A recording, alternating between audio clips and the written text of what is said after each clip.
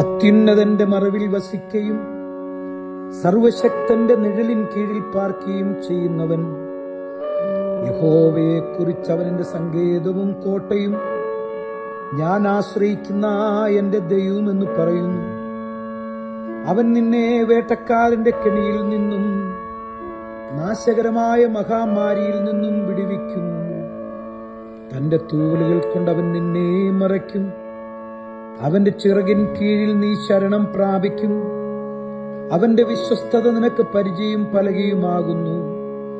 രാത്രിയിലെ ഭയത്തെയും പകൽ പറക്കുന്ന അസ്ത്രത്തെയും ഇരുട്ടിൽ സഞ്ചരിക്കുന്ന മഹാമാരിയെയും ഉച്ചയ്ക്ക് നശിപ്പിക്കുന്ന സംഹാരത്തെയും നിനക്ക് പേടിപ്പാനില്ല.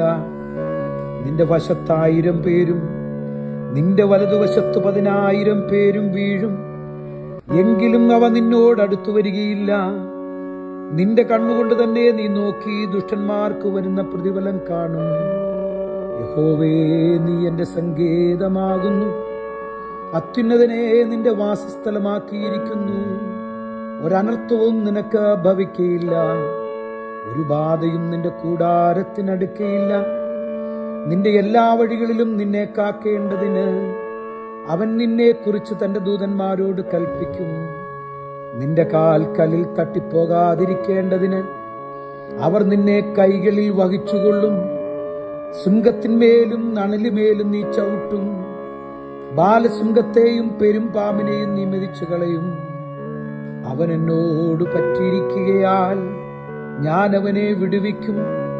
അവൻ എന്റെ നാമത്തെ അറിയുകയാൽ ഞാൻ അവനെ ഉയർത്തും. അവൻ എന്നെ വിളിച്ചപേക്ഷിക്കും, ഞാൻ അവന് ഉത്തമരുളും. കഷ്ടകാലത്ത് ഞാൻ അവനോട് കൂടെയിരിക്കും. ഞാൻ അവനെ വിടുവിച്ച് മഹത്വപ്പെടുത്തും. ദീർഘായുസ്സുകൊണ്ട് ഞാൻ അവന് തൃപ്തി വരുത്തും. എന്റെ രക്ഷയെ അവന് കാണിച്ചു കൊടുക്കും.